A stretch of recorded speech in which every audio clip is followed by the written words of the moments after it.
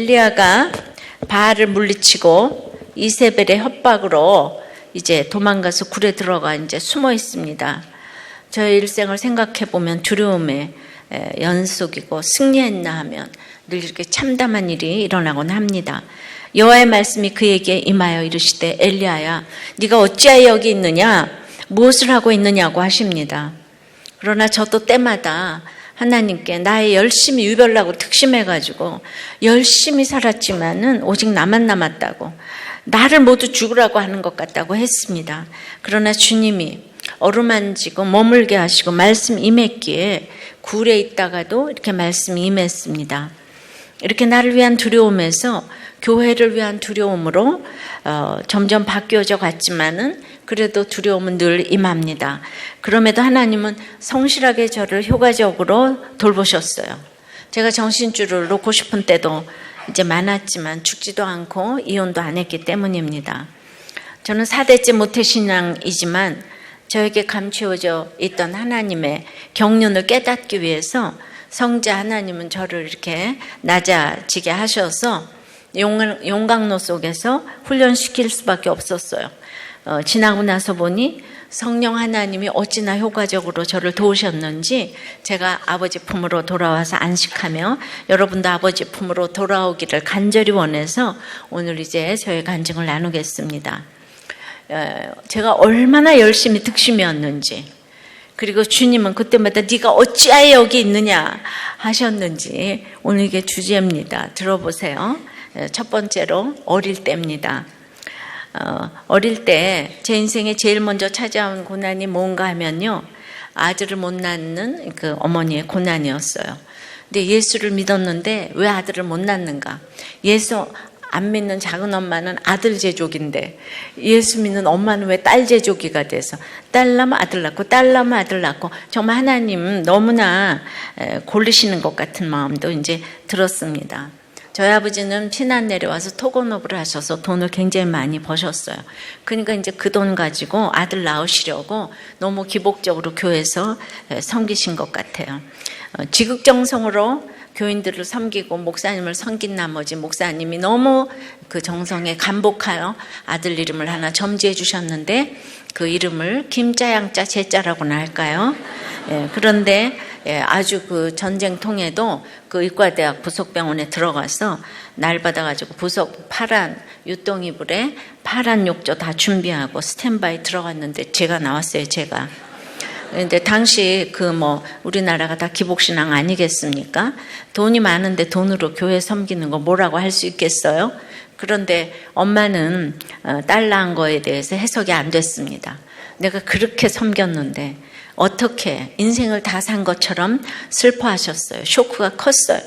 이렇게 몇십 년 후에 이렇게 쓰임받을 것을 믿음으로 봐야 되잖아요. 근데 너무 헤매다가 2, 3년 헤매시고 서울에 올라오셨습니다. 그때는 장충동이 참 부자 동네였어요.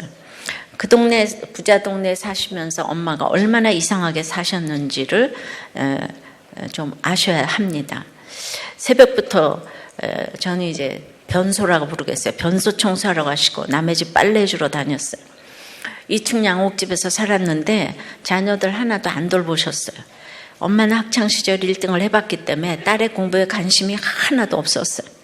그리고 그때는 이제 입시에 중고등학교, 대학교 다 입시 그런 지옥의 시절이 돼서 전부 유치원에 보냈는데 저 유치원에도 안 보냈어요. 돈이 없어서가 아니라 하여튼 안 보냈어요. 그리고 학교도 다 1년 일찍 들어가는데 나이도 제때에 그래서 나이 제일 많은 출석번호 1번 그래가지고 이제 늙어가지고 초등학교를 들어가가지고 나이도 제일 많은 것이 가나다라도 모르고 이제 1, 2, 3, 4도 몰라서 이제 초등학교 저학년 성적은 아름다운 미자 어질양자로 모두 도배를 했습니다. 준비물을 챙겨간 적도 없고 모두가 너 고하냐 이럴 정도로 엄마는 변속 청소에 미쳤어요.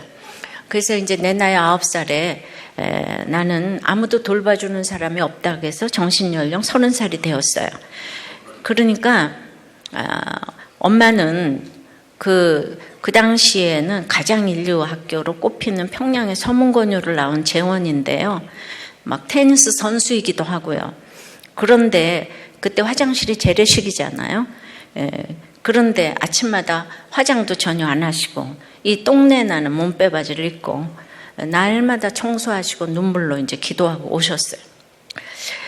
공부 잘해서 시집 잘 가라 이런 얘기를 들어본 적이 없어요. 그래서 이제 아들 못 낳고 변소 청소하고 헌금도 무명으로 하고 그 전설적으로 열심히 섬기던 건 다 저는 전설로 알 뿐이지 본 적은 없어요, 제가. 그래서 이름도 없이 빚도 없이 그렇게 다니다 보니까 교회에서는 엄마가 어떤 사람인지를 모르고 무시했습니다. 교회에서 얼마나 사람을 외모로 무시하는지 저는 어려서부터 보았습니다. 그래도 우리 집은 제가 초등학교 때까지는 여전히 잘 살았어요. 근데 엄마가 너무 창피했어요. 저는 이런 가정에서 전혀 안 돌보는 이런 가정에서 시험 봐서 들어가는 중학교인 이화여중을 들어갔습니다. 당연히 엄마는 입학식에 안 왔어요. 그리고 공부 잘하면 뭐하네 사도 바울처럼 고난만 많아야 뭐 이딴 얘기만 하세요. 엄마는 온몸으로 학교 들어가는 것이 아무것도 아니라는 것을 이렇게 때마다 보여주었어요. 아버지는 성품으로 어머니는 믿음으로 보여주셨어요. 그러니까 학교가 다 쓸데없어 이 얘기를 그냥 시간만 나면 두 분이 해대셨어요. 저는 막내딸입니다. 저 이후로 엄마는 아이를 안 낳으셨어요. 아들에 대해서 완전히 내려놨습니다.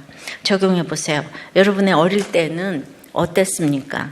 여러분의 자녀 교육은 어떤가요? 지금 성품으로 믿음으로 무엇을 보여주시고 있나요? 두 번째 학생회 때입니다. 그 이후 집이 쫄딱 망했습니다. 이제 대학교 입학 시험을 봐야 하는데, 그러니까 그 두 분의 주제가는 또 고등학교만 졸업하고 말라마, 이거예요. 그러니까 뭐든지 하라는 소리를 안 하니까 그러면 공부를 하는 것 같아요, 여러분. 하지 말라고 좀 그래 보세요. 그러면 할 것 같아요. 독립군 투사처럼 저는 피아노 선생님도 제가 알아서 학교에다가 독서실도 하나 얻어서 집에도 안 가고 막 그냥 씻지도 않고 완전히 그냥 왜냐하면 저희 언니 마지막 그 대학교 등록금을 전화를 팔아서 그 당시 백색 전화를 팔아서 등록금 대주는 거 받기 때문에 그 다음에 이제 저는 우리 집에는 아무것도 없어요. 돈이 사립대학교 붙어도 제가 이제 못 갑니다. 그러면 제가 대학교 갈 수 있는 길은 유일하게 이제 국립대학교도 이제 그 장학금을 받아서 가야 되는데 무슨 뭐 서울대학교가 누구 집 이름입니까? 실기만 보는 게 아니고 피아노의 시창 처음에 화성하게 그때는 또 전 과목 학과도 시험을 봤어요. 모두가 쪽집게 과외를 하는 판국에 저는 이제 고등학교 때 이미 우리 집이 망했기 때문에 저는 학교도 이제 장학금을 받아야 되고 그리고 이제 또 용돈까지 벌어야 돼서 꼭 코올리게 이제 피아노를 가르쳤어요. 정말 있을 수 없는 일이잖아요. 그런데 제가 이렇게 했음에도 불구하고 재수도 안 하고 서울대학교 피아노과를 붙었어요. 그런데 시간이 너무 없는 거예요. 피아노 칠 시간이 압도적으로 없는 거예요. 피아노 좀 치면 소원이 없겠는데 왜냐하면 여기서부터 성적을 잘 받아야지 학교에 남지 않겠어요. 그러니까 저는 이제 공강 시간만 되면 시간이 뭐 휴강을 했다거나 이러면은 또 빈 연습실에 들어가서 피아노를 쳤어요. 정말 시간이 없는 거예요. 그러니 제가 데이트를 했겠어요? 못했겠어요? 제가 인기가 있었겠어요? 없었겠어요? 지금은 모르시겠지만 그때는 괜찮았어요. 그런데 대학 졸업을 하는데 이렇게 성적이랑 좋으니까 저는 이제 서울예고에서 전임으로 오라고 했어요. 유학도 안 갔다 왔는데 안 놀라세요? 서울예고 좋은 학교인데 그러니까 피아노 한 사람으로서는 정말 영광이거든요. 근데 제가 이렇게 바쁜데도 제가 교회는 나갔어요. 반주하니까. 지각도 결석도 안 하고 그냥 어쩔 수 없는 저는 집탕인 거예요. 어쩔 수 없는 모범생으로 살아야 되는 거예요. 자, 적용해 보세요. 여러분의 학창시절은 어땠습니까? 뭐 집탕이에요? 돌탕이에요? 그리고 이제 자녀들은 어떻게 키우시겠습니까? 인류로 키우고 싶으세요? 은사대로 키우고 싶으세요? 세 번째는 이제 결혼의 때입니다. 그런데 제가 뭐 한두 번 두 번 미팅한 적은 있지만은 이제 졸업 무렵에 정식으로 부모님과 첫 선을 보았어요. 그런데 그냥 너무나 유명한 집안의 장로님 댁, 권사님 댁이 의사 아들이었기 때문에 제가 예고 선생을 할까 시집을 갈까 굉장히 저울질을 해봤더니 결혼이 더 괜찮은 것 같았어요. 그러니까 피아노를 했으면은 제가 피아노 선생 하는 게 지금 와서 생각해 보면 그렇게 해서 유학을 갔다 와서 뭐 했으면 지금 교수 했겠죠, 뭐 그죠? 그 뭐가 낫을까요? 역시 결혼한 게 낫겠죠, 그죠? 예. 그 지나고 나서 보면 그게 하나님의 경륜이에요. 모든 사람들은 교회 반주하더니 저렇게 축복받았다고 얘기를 했습니다. 근데 이제 결혼을 하고 나서 보니까 예, 정말 여기까지는 그래도 이제 되는 인생이었는데 이제 결혼하고 나서부터 이제 기가 막힌 인생 기다리고 있었어요. 시어머님은 남편 잘 만나서 회장님 사모님이 되신 무학자셨는데 이제 이분이 살림밖에 모르는 거죠. 예, 우리 엄마는 맨날 새벽 기도 갔는데 이분은 새벽 기도하는 시간에 새벽 청소를 그렇게 이제 늘 하셔서 4시 반부터 일어나서 막 헝겊 총채로 다다다다 털고 예, 그럼 저한테 이제 힘없다고 막 야단을 치시는 거예요. 예, 걸레도 종류가 그렇게 이제 많은지 몰랐어요. 아시걸레, 젖은 걸레, 마른 걸레, 기른 걸레, 윤내는 걸레, 또 이제 방바닥 걸레, 창문 걸레. 그러니까 함지 두 함지를 4명의 여자가 8개 함지를 가지고 다니면서 온 집안을 알른알른 윤을 냈는데요. 그리고 이제 지붕 청소도 물하고 대돌 청소도 하고 철문도 가서 또 아시걸레, 젖은 걸레, 마른 걸레, 기른 걸레, 윤내는 걸레로 맨날 같이 알른알른 이제 이렇게 그냥 막 전쟁이 난 것처럼 4시 반부터 8시까지 청소를 그냥 4시서 이렇게 열심히 하고 아침에 8시에 아침 먹고 12시에 점심 먹고 그렇게 열심히 청소했는데 2시에 오후 청소 또 들어가서 아시걸레, 젖은 걸레, 마른 걸레, 기른 걸레, 윤내는 걸레 이제 눈만 뜨면은 이제 그렇게 청소를 하는 가운데 저는 이제 걸레를 꼭 짜지 못한다. 총채질할 때 내가 안방에서도 너 총채질하는 거 보면 하나도 힘없이 떠는 게 내가 보인다. 넌 친정에서 배운 게 없다. 이렇게 이제 그렇게 야단을 치셔요. 내가 피아노 하면서 얼마나 돈 들이고 시간 들이면서 팔에 힘을 뺀 건데 팔에 힘을 빼려고 돈을 얼마나 들였는데 팔에다가 힘을 못 준다고 날마다 야단을 치시는 거예요. 그러니까 이제 저를 따라다니시면서 그렇게 이제 잔소리를 해대시는데 여자는 책을 봐도 안 되고 음악을 들어도 안 되고 신문을 봐도 안 되고 텔레비를 봐도 안 되고 당연히 피아노도 제가 가지고 시집 갔는데 피아노 쳐도 안 되고 전화 질을 해도 안 되고 1년의 외출은 친정아버지 생신 딱 하루만 이제 허락이 되었습니다. 여자와 명태는 사흘에 한 번씩 밟아야 되고 여자와 사발은 내둘리면 이가 깨진다는 이런 사고방식을 가지고 있는 것이 그때는 몰랐죠. 지금은 그 시대 상황이 다 또 그래요. 유교적이니까요. 아무 때나 제 방문을 와장창 열어 제끼실 때 누워있어도 안 되고 잠을 자도 안 되고 책을 봐도 안 됩니다. 여자가 어디서 책을 보냐, 여자가 어디서 잠을 자는 거야. 저는 태어날 때부터 여자로 태어나서 엄마한테 슬픔을 줬는데 시집을 갔더니 지금 여자 더 합니다. 예. 우리나라가 유교 국가가 돼서 남자는 겉으로 무시하고 여자는 속으로 무시합니다. 예. 그래서 이제 시어머니가 저를 쫓아다니면서 그렇게 잔소리를 하실 때 저는 이제 나를 안 봐준 친정엄마가 얼마나 좋으신 분인지를 그때 알았어요. 예. 잔소리를 안 한 거. 그래도 엄마는 잔소리 안 하되 공부하지 말라 뭐 이런 얘기는 안 한 것 같아요.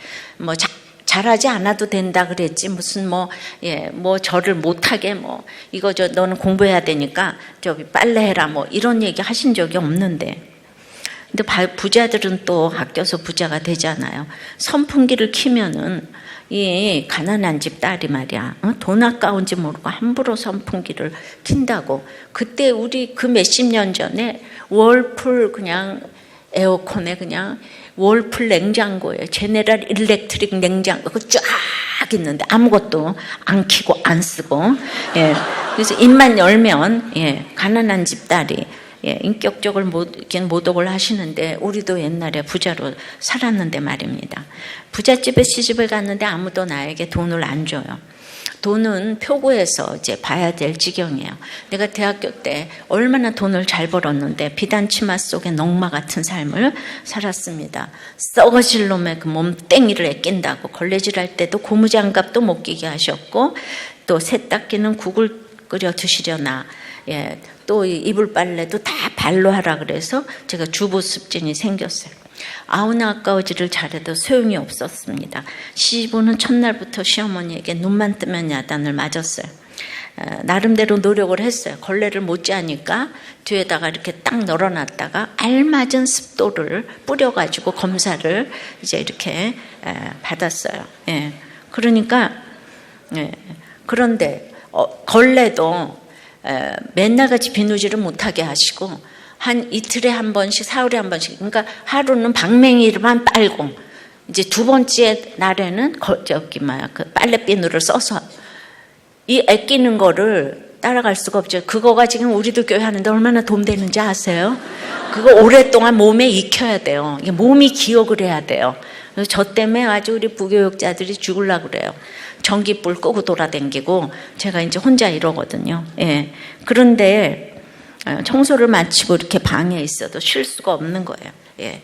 저는 그냥 문을 와장창 열어 당겼을 때 그때 이제 육체적인 노동은 걸레질밖에 없는데 걸레질도 너무 그렇게 몇 번씩 하는데 또 할 걸레질이 어디 있겠어요. 그때 걸레질하고 있으면 그렇게 기뻐하세요.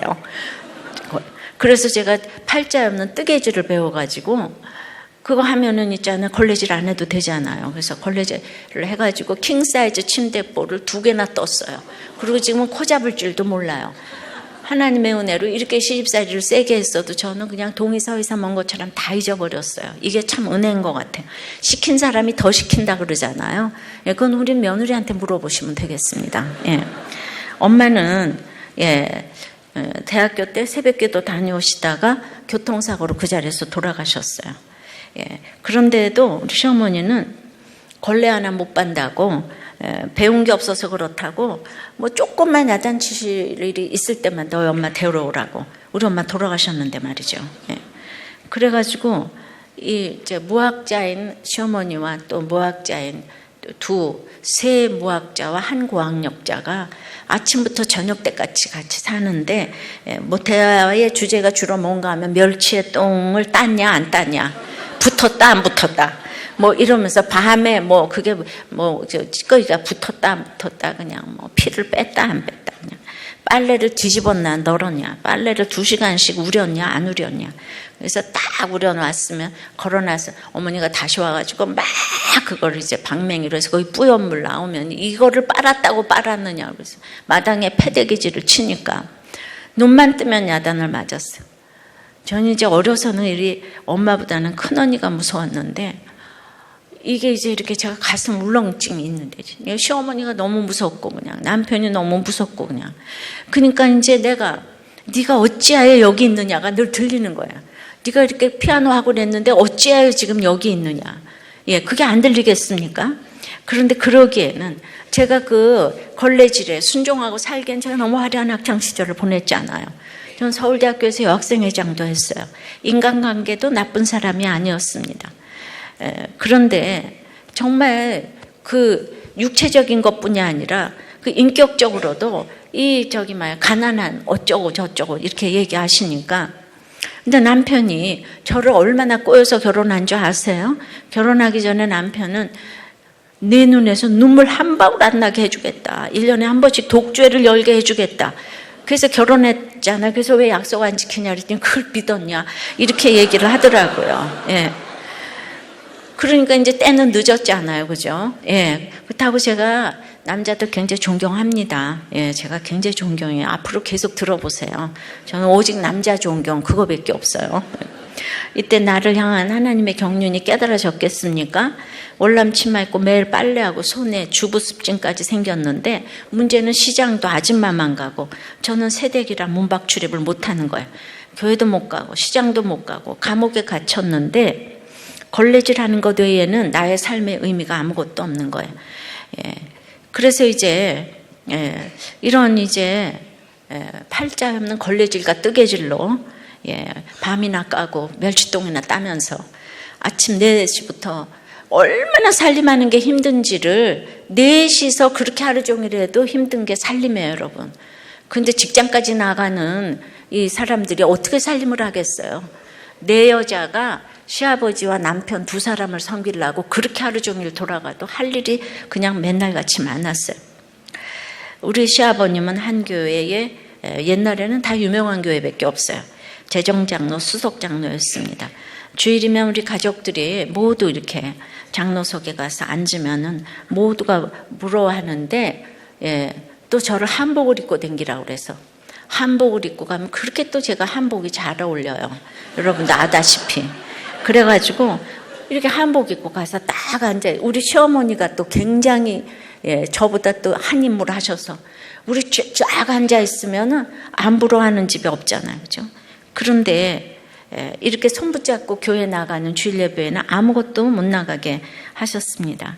내가 지금 이렇게 유명해져서 곳곳에 텔레비에도 나오는데 아무도 못 알아보는 거에 대해서 어떻게 생각하세요? 우리 시댁교회에서 거기 얼마나 오래 다녔는데 그렇게 고개를 숙이고 다녔습니다. 이것이 현대 우리 교회의 모습이 아닐까 싶습니다. 이렇게 저는 점점 죽어가는데 교회에서는 얘기할 사람이 아무도 없었어요. 장로님 댁이 이럴 수가 있습니까? 근데 보세요. 저는 4대째 모태신앙이고 또 여학교에서는 성경은 100점만 맞고 교회 반주를 10년 하고 그래서 결석도 지각도 안 했어요. 완전히 모태 집탕입니다. 그런데 말이죠. 교회 가서 앉기만 하면 좋은 거예요. 제가 유명한 교회를 다니니까 좋은 설교를 하셨을 것인데 누구를 보이기 위해서 교회를 가니까 말씀이 하나도 안 들려요. 교회 가는 게 고역이에요. 갈 때마다 우리는 보이는 것 때문에 고무신을 닦아야 되고 한복을 데려야 되고 그냥 그런 것 때문에도 가기가 싫은 거 있죠. 그러니까 날마다 이런 삶이 계속되는데 저는 이제 회개할 거리가 생각이 안 나는 거예요. 그러니까 저는 죄라면 열심히 산 죄밖에 없어요. 오늘 본문에 엘리야 같아. 내가 얼마나 열심히 득심이었는데 다 날 죽이려고 한다. 이게 이제 제 얘기잖아요, 그죠? 그러니까 이렇게 이제 그러니까 모든 거를 제가 했어요. 제 힘으로 다 했어요. 시집인들 집에서 해줄 게 뭐가 있겠어요. 나는 돈을 재벌딸만 가리켜가지고 돈도 많이 벌어가지고 그렇게 다 내고 또 적금을 해가지고 시집 갈 때 그 적금 들어서 내가 시집 갔다니까요. 그러니까 지금 저는 정말 인간 승리 아닙니까? 얼마나 열심히 살았는지 이해가 되십니까? 그걸 모두 하려면 저는 잠도 안 자고 아프지도 않는 거예요. 약속도 어기면 안 되는 거예요. 내 시간이 금갔기 때문에. 그래서 사실 데이트 못한 것도 맞아요. 내 시간이 없거든. 오늘 아르바이트 가야 돼가지고. 그러니까 이렇게 했는데 이제 그렇게 특심한 엘리야 같은 죄가 그렇게 해서 이제 걸레질만 하고 멸치똥이나 따고 이러다가 아무것도 안 하면서 세월이 지나 흐를수록 원치 않는 나의 감정에 직면하게 되었지요. 착한 것이 악한 것이라는 것에 직면하게 되어서 저도 미워하는 사람이 생기기 시작을 했어요. 남편도 인정이 안 되고 내 편 아무도 안 들어주고 그러니까 너무 착한 사람이 약이 안 들어요. 신약도 구약도 하나도 안 들어요. 그래서 고난이 축복인데 이 고난이 오래되니까 자신을 직면하게 이제 되지요. 그래도 회개까지는 나가지 못하더라고요. 제가 이렇게 이제 짜들어지게 가난하게 살아봤어요. 제가 정말 대학교 때도 얼마나 가난한 거예요. 그냥 얼굴 사기 쳐가지고 가난한 게 표가 안 나요. 그래서 나중에 요새 알아요. 텔레비를 통해서 대학교 때 가난하다는 표를 아니 안 낸 게 아니라 그냥 저절로 안 나가지고 그래가지고 이제 짜들어지게 가난하게 살았잖아요. 어떻게 더 가난할 수가 있어요. 정말 내가 땅 판 사람이잖아요. 그런데 시집가서 겪는 인간관계 어려움은 그 가난과는 비교가 안 되더라는 거죠. 가난은 내 힘으로 이겨낼 수가 있었는데 이런 인간관계는 내 힘으로 안 되더라고요. 걸레질하면서 시댁에 순종하는 것이 옳은지 그른지 모르겠는 거죠. 그러니까 말은 안 하지만은 이제 그러고 있는 내 자신이 너무 싫었어요. 지금 원치 않는데 맨날 네네네네 하고 있으니까 꼭 악어 비늘 속에 기생하는 물고기 같았어요. 내 자신이 너무 비굴해 보였어요. 이러고 살면 안 된다는 생각이 들었지만은 겉으로 보는 건 너무 무능한 제 자신이고 다른 거 다 잘해도 저도 이렇게 컴도 못 만지고 기계치가 있고 그러잖아요. 근데 그 세 아줌마 어머니께서 저한테 맨날 물어보는 거 제가 몰라. 기계도 만질 줄 몰라. 길을 가면 길도 몰라요. 그러면 이제 세 분이 하는 말이 맨날 너 대학 나온 거 마냐. 이거가 주제가가 되다 보니까 10년을 그렇게 듣다 보니까 나도 나중에 내가 대학 나왔나 이렇게 할 정도로 못하는 것만 계속 걸레질 못하지요. 총채질 못하지. 뭐 이제 이불 뭐 이런 호청 풀도 제대로 못하지. 대림질도 못하지. 이제 아무것도 못하니까. 예. 그러니까 내가 진짜 다 못한다 그러니까 내가 말할 사람이 없어가지고 우리 남편하고도 안 통하고 예. 그래가지고 이렇게 정말 말할 사람이 없어서 멸치 따면서 멸치 눈을 쳐다보면서 멸치야 넌 어디서 왔니? 나는 의동에서 왔다 이러면서 정말 그랬어요. 정말 암호하고도 예, 진짜 이게 나 혼자 한 거예요. 그 엘리야가 나 혼자 한 거예요. 예, 시어머니에게 네네네네 하니까 내가 아무도 힘든지 몰랐어요. 저는 교양이 8단이에요. 어렸을 때부터 나를 아무도 안 돌보기 때문에 우리 김석규 목사처럼 생존으로 몸에 배웠어요. 그런 내 모습이 그래도 이제 학창 시절엔 열등감이 없었는데 시집 가서 보니까 원치 않는 걸 네네네네 해야 되니까 위선자 같았어요. 아버님은 매일 출근하시면서 우리를 쫙 아줌마 사건 일렬로 세워놓고 하시는 말씀이 너의 오만이 때문에 우리 집안이 일어났다. 오늘도 오만이가 하얀 걸 까맣다고 해도 이해하라고 이러고 출근을 하세요. 우리 시어머니는 세상적으로 말하면 남편 복과 자녀 복이 있는 분이세요. 친정아버지는 한술 더 떠서요. 친정의 경조사에 아무것도 못 가서 너무 힘들다고 얘기하면은 안지를 맞고 설하면서지 내일에 밥만 먹여줘도 고마운 줄 알라고. 내일에 서울대학 나와서 교만해서 그렇다오. 전화를 탁 끊는 거예요. 그러니까 친정과 시댁에서 저는 교만한 사람이고 말만 하면은 대학도 안 나온 것 같은 사람이 어쩌고 저쩌고. 근데 이제 이렇게 힘들 때 교회 공동체가 없는 거예요. 평생 교회 다녔는데 전화해서 말 하나를 물어볼 사람이 없는 거예요. 그래서 사람은 말을 못해서 죽음을 택하는 거예요. 그래서 공동체가 중요합니다. 저는 아주 누구든지 저를 만나면 안 되는 불가촉 천민 달리트입니다. 그러니까 눈만 뜨면 이혼을 생각했습니다. 그런데 이제 그게 이제 지나고 나서 보면 엄마 기도 때문에 이혼을 이제 못한 거죠. 그러면 제가 교양이 너무 있으니까 연기같이 사라지자고 생각했어요. 이게 뭐예요? 자살이죠. 교양이 있고 여러 면에서 인정을 받았기 때문에 연기같이 사라지는 것밖에는 길이 없는 것처럼 보였습니다. 성경을 그래도 평생 그렇게 읽었는데 읽지는 않았지만은 학교를 가도 그렇게 성경 시간이 있고 중계축에 부흥회가 있고 날마다 크로스체플이 있고 노천국장에서 늘 예배드리고 교회를 가도 맨날 중계축에 부흥회 있고 그러니까 집 교회 학교밖에 모르니까 제가 들은 풍월이 얼마나 많겠습니까? 그런데도 말씀이 하나도 안 들리는 거예요. 제가 아무리 힘들다 그래도 아직도 갖추고 있어가지고 말씀이 안 들려요. 육이 무너지는 것만큼 영이 세워지는 것인데 그 크신 하나님의 경륜이 제 삶 가운데서 이루어지고 있었는데 그것을 제가 못 깨닫고 있으니까 하나님이 얼마나 답답하시겠어요. 그럼에도 저는 날마다 나는 착하고 공부 잘하고 뭐 이딴 소리만 하면서 5년이 돼가도록 회개도 못하고 죽지도 않고 이혼도 안 하고 살아 있었습니다. 적용해 보세요. 여러분의 결혼의 때는 지금 어떤가요? 다시 돌아가도 지금의 배우자랑 하고 싶은가요? 부부싸움 나겠네요. 여전히 불신결혼, 이혼 하고 싶은가요? 제가 이렇게 얘기를 해도 불신결혼, 이혼하고 싶은가요? 네 번째는 드디어 회개의 때가 돌입을 했습니다. 드디어 저에게 말씀이 들리기 시작했는데요. 저는 왜 우리 집에 일하는 사람이 둘씩이나 있는데 내가 피아노를 못 치고 걸레질을 해야 되는 거지? 이 걸레질에 대한 순종이 쉽지가 않았는데요. 인간의 가치관이 바뀌는 게 쉽지 않아요. 제가 그렇게 오랫동안 살아왔기 때문에 몸이 익히는 거예요. 중독이라는 건 다 몸이 익는 거예요. 그래서 그냥 우리는 반복적으로 그렇게 해야 돼요.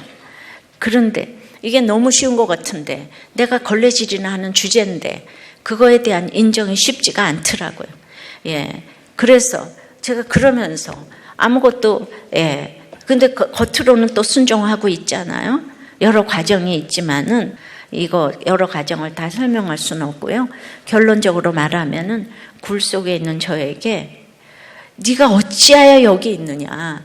정말 저는 그냥 늘 이렇게 이 정말 굴속 아닙니까? 예, 굴 속에 있는 저기 어째 여기 있느냐. 하나님 먼저 찾아오셨어요. 제가 먼저 찾은 게 아니에요.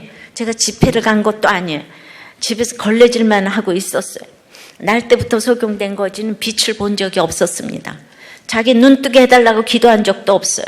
저도 뭘 기도해야 될지 몰랐어요.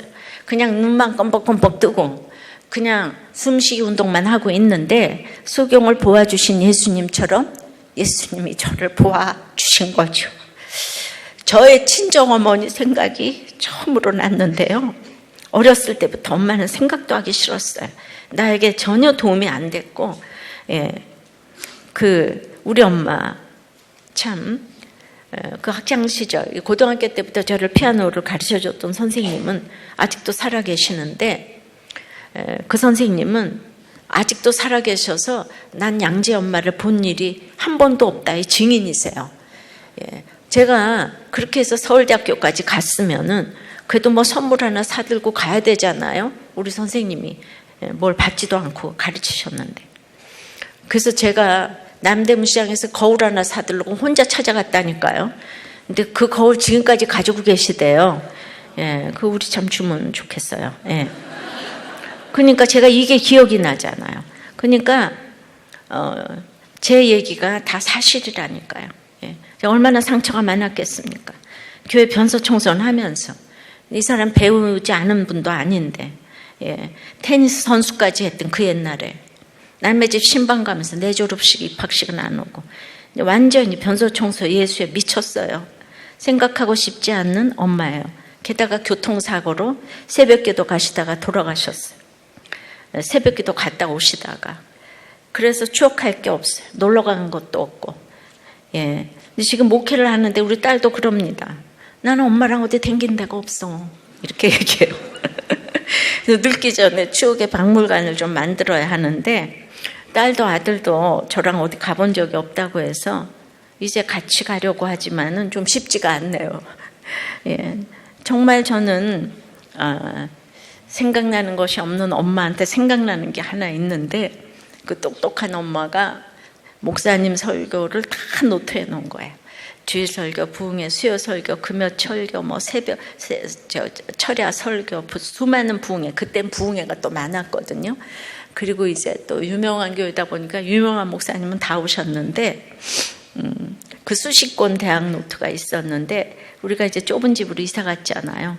그래서 이게 무슨 소용이 되겠는가 해가지고 가책도 없이 그 수십 권의 대학 노트를 다 이제 쓰레기통에 버린 거죠. 우리는 언니들도 착하고 다 공부도 잘하고 성가대 봉사도 열심히 하고 그랬는데 아무 양심의 가책이 없이 그 노트를 벌어버렸어요. 제가 지금 목사가 되고 나서 가장 중요한 유산을 꼽으라고 하면 그 노트 아니겠어요? 그 전쟁 후에 도대체 그때는 어떤 주제로 설교를 했는가. 이거를 목사님은 자기 설교니까 그 자기 설교한 것만 있지만 이거는 모든 거를 다 적어놨으니 기가 막힌 그 기록인데 이 서판에 쓴 거를 봐요. 이 똑똑해 보이고 교회 가서 반주하면 뭐 하겠어요. 중요한 거를 하나도 분별을 못 해가지고 그걸 이제 다 버려버린 거죠. 창세기 8장 21절에 보면 사람의 마음에 계획하는 바가 어려서부터 악하다고 그랬는데 난 초등학교 때 그래서 이제 학교 가는 길에 엄마를 딱 보는 거예요. 이제 늦게 이제 기도하고 오는 거예요, 집으로. 그러면 그 똥내나는 몸빼바지 입은 엄마를 마주치면 제가 너무 기가 막혀서 모른 척을 했어요. 거기가 시골도 아닌데 장충동 한복판에서. 그런데 당신 몸으로 나온 딸도 그 초라한 외모를 보고 엄마를 차별했어요. 인간은 어려서부터 악해요. 그걸 제가 깨닫게 되었습니다. 우린 예수 믿으면서 외모로 차별하지 말라고 하지만 교회에서는 엄마를 차별하고 저는 또 엄마를 차별하고 그래서 예수님의 인생을 통해서도 알 수가 있죠. 발가벗고 그렇게 채찍질을 맞고 그렇게 십자가에서 달려 돌아가셨잖아요. 그죠? 그러니까 제가 이제 예수님이 유대인의 구세주로 오셨는데 유대인들이 너무 잘났잖아요. 예수님이 목수의 아들 그리고 처녀 마리아의 아들이잖아요. 그러니까 육적으로 보고 사생아라고 보는 거죠. 믿음이 없으면은 다 저를 과부로 보겠죠. 여자로 보겠죠. 그게 인정이 안 되는 거예요. 전부 다 여자 목사가 돼서 안 왔다 이런 얘기를 얼마나 많이 듣는지 몰라요. 제가 말씀 전하는 거하고 여자하고 뭔 상관이에요. 근데 다 그렇게 얘기해요. 그 사람들이 이 목수가 구세주라니까 분해가지고 십자가에 죽였어요. 어떻게? 그렇게 우리가 외모로 사람을 봐요. 엄마의 죽음을 통해서 우리 착한 딸들이 이 열심히 득심인데 이게 고난이 돼서 아무도 거듭남을 경험하지 못했어요.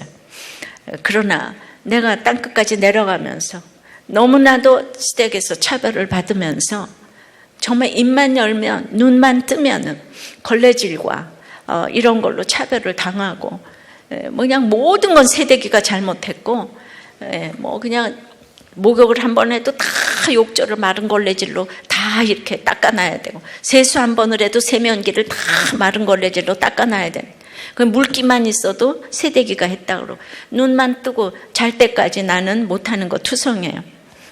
그렇게 내려가니까 이제 엄마의 모습을 이제 보기 시작했어요. 내가 예수를 믿으면 엄마처럼 살아야 하지 않는가. 어떻게 자기 새끼들은 하나도 안 돌보고 다른 자식들만 그렇게 돌볼 수가 있습니까? 저는 학교 가면 세상적으로 화려한 아이들을 보고 교회 가면 너무나 공부 못하고 콜리게들만 있으니까 이쪽도 왕따 당하고 저쪽은 내가 싫고 제가 교만한 거예요. 근데 엄마는 교회 가라, 학교 열심히 가라 이런 얘기는 한 적도 없어요. 혼자 본인 이타적으로 살면서 바빴는데 저는 이제 엄마 발바닥도 못 따라가는 거죠. 내가 진짜 믿음이 있는 엄마를 알아주지 못했는데 내가 바닥으로 내려가니까 이 소중함이 깨달아졌어요. 내가 이렇게 무시를 받는 건 당연하구나. 내가 다 엄마도 무시했는데 당연히 내가 이 엄마 발바닥도 못 따라가는 이 믿음 가지고 무시당하는 건 당연하다. 누가복음 16장에 보면 예수님이 불의한 청지기 비유를 하시는데 거기 예수님이 바리새인들과 재물가 바리새인들에게 재물과 하나님을 겸하여 섬길 수 없다고 말씀을 하세요. 근데 바리새인들은 돈을 좋아하는지라 예수님의 말씀을 비웃었더라.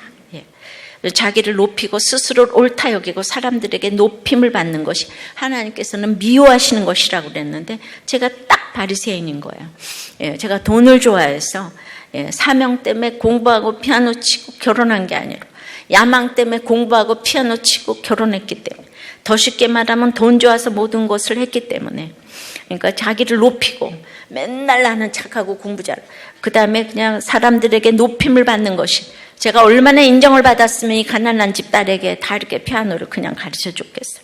어떻게 빼도 없는 제가 서울예고 강사로 뽑힐 수가 있겠어요. 그러나 이렇게 인정받았던 것이 시댁에는 아무것도 안 통하니까 저는 이제 그야말로 이제 모든 것이 인정하고 싶지 않지만은 남편이 기사 데리고 선보러 나오니까 그냥 제가 혹했어요. 또 시댁의 장로님 권사님 댁인데 그냥 믿음 있다고 그러고 싶었어요. 그러니까 제가 이렇게 시집살이 하고 이러는 거는 제 살아온 날의 결론이라는 거. 난 굴 속에서 사는 것이 마땅하다는 거. 이런 오늘 여호와의 말씀이 들리니까 네가 어찌하여 있느냐 하면서 여호와의 말씀이 들리기 때문에 이제 회개의 역사가 일어나기 시작을 한 거죠. 성령께서 함께 하신 회개의 역사가 일어났습니다. 진짜 회개를 하게 하신 그 하나님이 그 회개를 함으로 내 죄를 범으로 말미암아 이제 그때부터 지금까지 흘리는 눈물이 끊어지지를 않고 저의 기준이 그 엄마에 있게 되다 보니까 절대로 제가 미치지 못하고 우리가 하나님의 거룩에 미치지 못하는 것처럼 다시 태어나도 그렇게는 제가 살 수 없을 것 같아서 늘 눈물을 흘리고 삽니다. 제가 엄마처럼 살지 못한다는 것 때문에 누가 뭐라고 해도 제가 너무 가증해 보여가지고 맞습니다를 합니다. 저는 가정을 지키기 위해서 한 이 노력은 지금까지 지금 얼마나 제가 혼자서 공부하고 피아노 치고 그 노력 얼마나 기가 막힙니까? 근데 그 노력은 가정을 지키기 위해서 한 그 노력에 비하면 아무것도 아니고 가정을 지키기 위해서 저는 그 노력에 1000만 배의 노력을 했다고 생각해요. 가정 지킨 것 때문에 저는 저에게 노벨상을 주고 싶고요. 이 이야기를 하기 위해서 간증을 했어요. 가정은 지킬 만한 가치가 있고 가정을 지켰기 때문에 하나님께서 저를 지금 쓰시는 것이죠. 가정을 지키기 위해서는 불신결혼을 하면 안 되는 거예요. 이혼도 하면 안 되는 거예요. 이걸 아무렇지도 않게 생각하면 안 되는 거예요. 내가 그것 때문에 지금 이렇게 심각하게 제 간증을 하는데 심각하게 듣지 않으시면 안 되는 거예요. 심각하시라고 하는 얘기예요. 불신결혼을 시키지 않으려면 자녀들에게 큐티를 가르쳐야 하는데 매너리즘에 빠져서 날마다 자녀들에게 예배드려라 그러지 말고 아이들이 엄마 아버지와 예배드리고 싶을 만큼 솔직하고 진솔하게 삶을 나누고 싶을 만큼이 돼야 합니다. 그래야 자녀들을 사단에게 빼앗기지 않습니다. 근데 회개를 하니까 시간과 공간을 초월해서 역사하시는 하나님께서 저를 변화시켜 주셨습니다. 네가 어찌하여 여기 있느냐 그 질문하실 때마다 저는 이제 전곡을 찔렸지만은 그 여호와의 말씀이 임하니까 원망도 하고 제가 하고 싶은 말씀도 드리면서 여기까지 오게 되었어요. 바로 이것이 오늘 이렇게 뒤에 나오는 9절에 7000배의 응답을 받은 것이 아닌가 싶습니다. 적용해 보세요. 여러분은 말씀이 들리는 회개의 때를 살고 있습니까? 삶으로 가르친 것만 남는 것에 동의하십니까? 그럼 여러분부터 회개하시기 바라요. 지난주에 간증하신 집사님은 그냥 머리끝부터 발끝까지 겸손 이렇게 써 있어요. 아무리 고아원 출신이어도. 아들이 너무 효자라잖아요. 며느리도 너무 효자라잖아요. 부부가 다 고하고 그 학교도 못 나왔지만 아들이 지금 워싱턴과 로체스터 거기서 이비인후과 박사가 돼가지고 엄마를 하늘같이 여긴다잖아요. 뭘 가르치셨겠어요 저분이. 그냥 머리끝부터 발끝까지 똥을 푸더라도 하나님을 버리면 안 된다고. 아들이 냈대잖아요. 그게 너무 기뻤대잖아요. 여러분들은 이렇게 삶으로 가르친 것만 남는 것에 동의를 하셔야 합니다. 말씀을 맺어요. 오늘 아버지 품으로 돌아오라고 하십니다. 네가 어찌하여 여기 있느냐 물으십니다. 여러분은 지금 어디에 계세요? 어릴 때, 학생의 때, 결혼의 때 여러분은 어떻게 보내셨어요? 이제 회개의 때를 살고 있나요?